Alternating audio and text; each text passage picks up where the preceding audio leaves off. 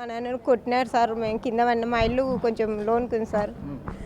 పోయింటే పూర్తి పడిపోయినారు సార్. తొలుకొని పోయి కంప్లైంట్ ఇచ్చి హాస్పిటల్కి తోలుకుపోయినారు సార్. మా ఆయన నా కొడుకు, మా అమ్మ నేను పోయినాం సార్ కంప్లైంట్ ఇద్దామని. పోయింటే సార్ ఇట్లా సుధిరెడ్డిపల్లి సార్ కంప్లైంట్ తీసుకోండి అంటే ఏం పేరు అంటే ఇట్లా చేసన్న సార్ అంటే ఇంతవరకు పెట్టినారు అంటే మళ్ళీ వాళ్ళు కూడా పెట్టినారు రిటర్న్ కేసు. అదే రేప్ కేసు కింద పెట్టినారంట సార్. అంటే అట్లా కాదు సార్, వాళ్ళే ఇట్లా కొట్టినందుకు అట్లా పెట్టినారు సార్. అదంతా నిజం కాదు సార్, అబద్ధం. వాళ్ళు బాగా ఉన్నోళ్ళు సార్. మేము చూస్తే బీదోళ్ళం బలగం ఉన్నోళ్ళు వాళ్ళు అని చెప్తే మళ్ళీ బలగం ఉన్నోళ్ళు జోలు మీరు ఎందుకు పోయినారమ్మా, పొద్దునేకి రాపోండి అని చెప్పినారు సార్. రాసుకెళ్ళారుగా పొద్దునేకి పోయింటే సాయంత్రం రాండి అని చెప్పినారు సార్. సాయంత్రం మేము ఫోన్ చేసేంత వరకు రావద్దని చెప్పి పోలీసులు అప్పటికే ఈ మనుషులు చంపేసినారు సార్. మన ఆయన వచ్చి విపరీతంగా చంపేసినారు, కాళ్ళు నరికేసినారు, రూమ్ వల్ల రక్తమే. నలుగురు వచ్చినారు సార్. ఒక ఆయన వచ్చి అమ్మ కేసులు వద్దు గొడవలు వద్దు రాజు అవుదామని చౌదరి వచ్చినాడు సార్. మా ఆయనతో ఫోన్ మాట్లాడి వద్దు ఇవాళప్పుడు పొద్దున మాట్లాడదామంటే లేదు ఇప్పుడే మాట్లాడదాము, పొద్దున పూట మా వాళ్ళు ఎవ్వరు ఉండరు, పెద్ద మనుషులు ఎవ్వరు ఉండరు, ఇప్పుడే మాట్లాడదాము అనుకుంటే ఇంట్లోకి వచ్చినాడు. ఇంట్లోకి వచ్చి అది ఇదని చెప్పుకుంటా వాళ్ళ తమ్ముళ్ళు కొడవెండ్లు వెనక పెట్టుకొని వచ్చినాడు సార్. కొడవెండ్లు వచ్చి మా ఎవరు లేరు సార్, నా కొడుకుని బయటకు పంపించినారు వాళ్ళు. అది ఇది బయట అద్దాప అని నేను ఒక్కదాని ఉంటే చౌదరి అనే తోడు నా చేతులు బిగ్గర పట్టుకున్నారు. ముగ్గురు పోయి మా నాన్న నరికినారు సార్ కాలు మళ్ళీ పట్టుకొని వాళ్ళని ఎవరు ఏం చేసుకోలేరు, ఎక్కడో భూమి పోయినా చింతలే మమ్మల్ని ఎవరు ఏం చేసుకోలేరని బగ్గిపోయినా ఇట్లా అందరూ ఊరు మందికల్లా చూపించుకుంటూ పోయినారు సార్.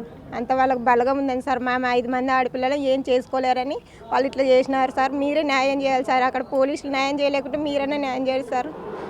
మేము బీదోళ్ళం సార్, 5 మంది ఆడపిల్లలు. మేము ఒక్క కొడుకున్నాడు సార్, మా తమ్ముడు ఒక్కడు. మీరు న్యాయంగా చేయండి సార్. వాళ్ళకి ఖచ్చితంగా శిక్ష పడాలి సార్. ఈరోజు వాళ్ళు మా నాన్నకు జరుగుతుంది, రేపు మాకు జరుగుతుంది సార్. మేము బీదోళ్ళం కదా సార్, ఖచ్చితంగా న్యాయం జరగాలని అడుగుతున్నాం సార్. నా పేరు శకుంతల సార్.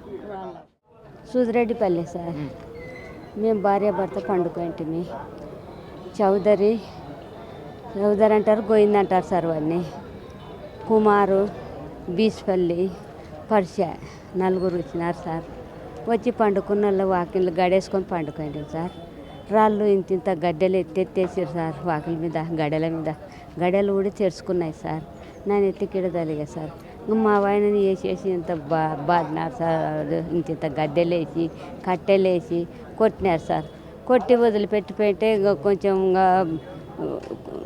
కొంచెం బాగుండగానే పోలీస్ స్టేషన్ తీసుకుపోయినాం సార్.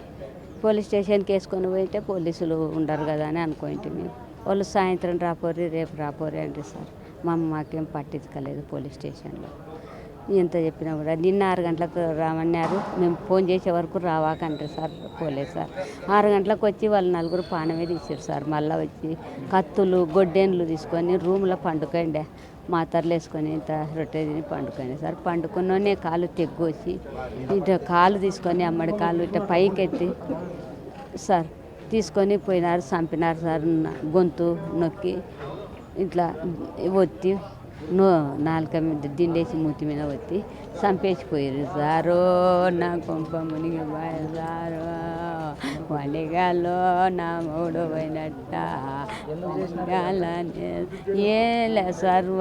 మా ఆయన కొంచెం తాగి తిట్టుకుంటూ అరుచుకుంటూ వచ్చినాడంట సార్. తాగినోళ్ళు బీబుంది తాగినాడు, అరుచుకుంటూ వచ్చినాడు సార్. అరుచుకుంటూ వచ్చింటే ఇంత పని జరిగింది సార్. ఏం లేదు సార్, ఇళ్ళ పక్కల మంచిగానే ఉన్నాం, ఏం గొడవలు ఏం లేవు సార్. ఎవరితో కొట్లాడలేము సార్. మేము ఏం లేదు సార్. నా పేరు చిట్టమ్మ సార్, కుర్వ చిట్టమ్మ అంటారు సార్.